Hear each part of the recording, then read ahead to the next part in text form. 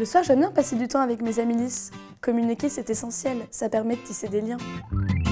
Grâce aux nouvelles technologies, c'est aujourd'hui facile de le faire avec les personnes lisses. 500 Français sont atteints du locked-in syndrome.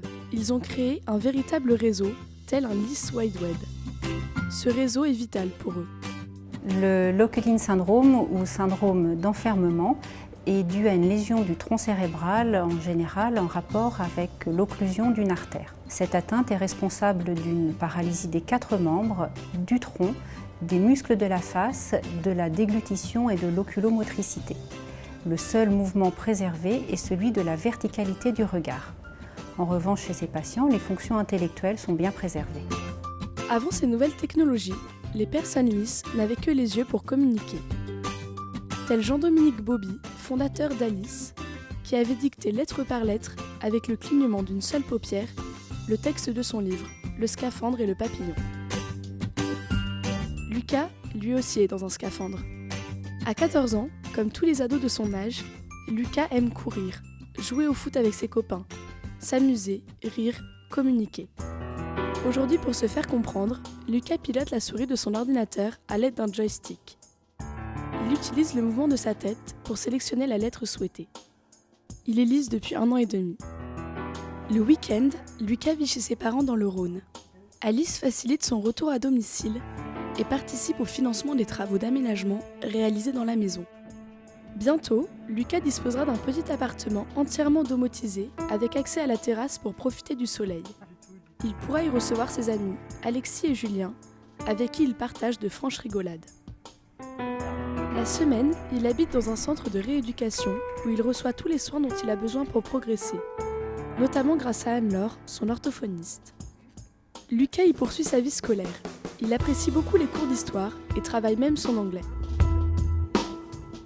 Alice apporte également à Lucas des solutions de communication comme la commande oculaire Toby.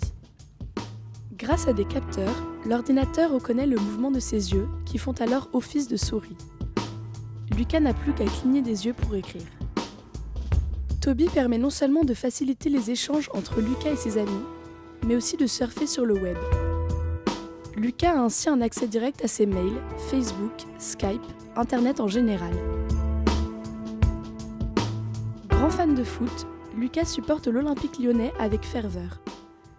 Alice le soutient dans sa passion et lui a permis d'entrer en relation avec Adrien Rabiot, attaquant du PSG et parrain de l'association, qui lui a offert un maillot dédicacé.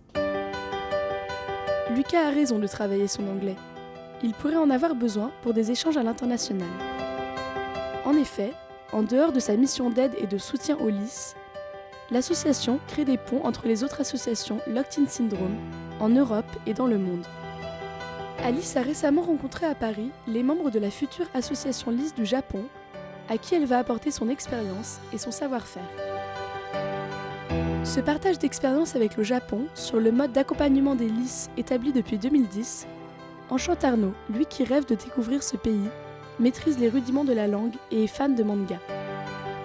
Il a eu la chance de rencontrer également Daisuke Tenbata, fondateur de la future association Liss au Japon, et toute son équipe lors de leur passage à Paris. Grâce aux soins reçus en centre de rééducation, Arnaud a retrouvé un peu de motricité. Florent, kinésithérapeute, l'accompagne dans ses efforts. Arnaud a bien progressé.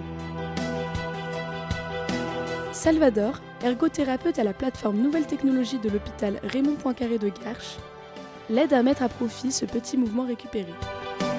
Ensemble, ils trouvent la solution technologique qui permet à Arnaud de piloter la souris de son ordinateur et ainsi de rejoindre le réseau Liss sur le web. Alice collabore avec des laboratoires qui inventent la communication de demain. Toujours à l'hôpital Raymond Poincaré de Garches, référent pour le locked-in syndrome dans la charte de collaboration qu'a signée Alice avec l'AP-HP, Arnaud participe à l'un de ses projets. Aujourd'hui, Marie, ingénieure dans la start-up Mensia Technologies, teste avec Arnaud une interface cerveau-ordinateur lui permettant d'écrire des mots en utilisant son activité cérébrale. C'est avec enthousiasme qu'il contribue à ce programme. Après application d'un gel conducteur, les capteurs du casque EEG enregistrent l'activité cérébrale d'Arnaud. Avec une grande concentration, il peut ainsi piloter son ordinateur. Grâce à ces nouveaux outils, Arnaud, qui aime surfer sur Internet, pourra communiquer beaucoup plus vite demain.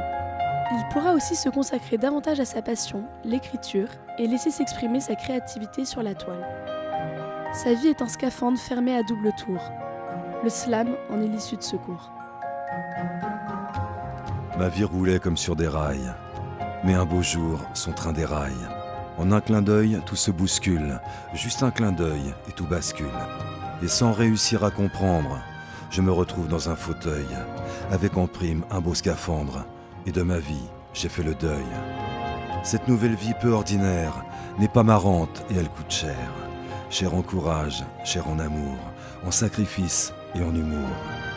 Que ce soit pour l'informatique ou pour un fauteuil électrique, Alice est là et nous soutient, donne un coup de main pour notre confort.